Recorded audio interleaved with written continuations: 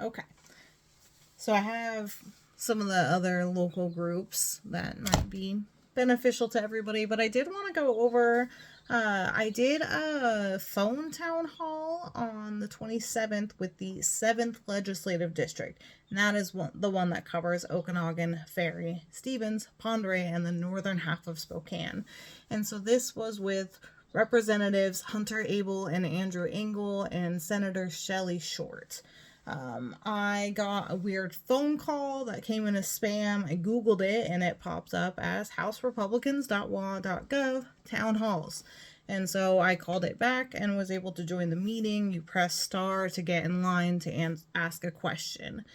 And so it was an hour long, and listening to it, people called in, asked questions.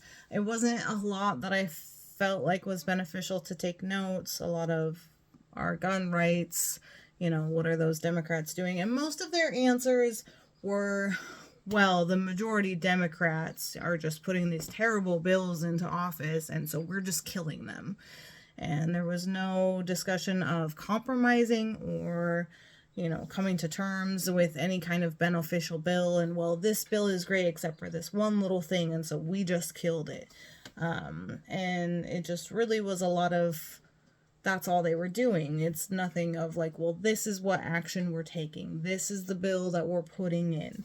There was no discussions about how we're going to handle wildfires this summer. No discussions about our rural health care. No discussions about rural education. So I wasn't obviously very happy. And the question that I wanted to ask was about education.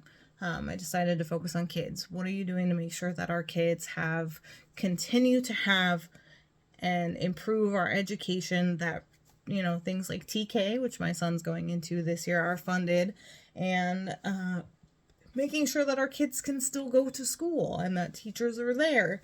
And so, of course, I didn't get to answer my question. They did do, afterwards, I could leave a voicemail and then my email, and they would get back to me. Haven't gotten back to me yet.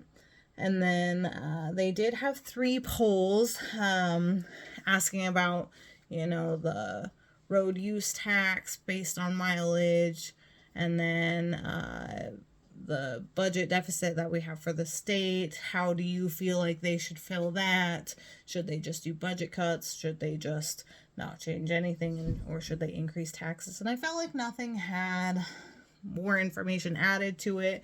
As far as the road usage tax, they said, press 1 if you agree with it, press 2 if you hate it, press 2 if you hate it, and press 3 if you might support it. I pressed 3 because I need more information. I might support it. So, it was a Republican town hall, very clearly. But nobody seemed, to worry about our agricultural workers, about our health care, about wildfires, they're going to take away our guns, right? That's never going to happen. They just need to be regulated more to protect our children. But yes. Sorry about your guns, man. So I wanted to look up some of the voting numbers for Okanogan and Chelan County. We had, just like last go around. Better be careful living in that conservative Republican Okanogan. Okay. Okanogan is much less red than it used to be.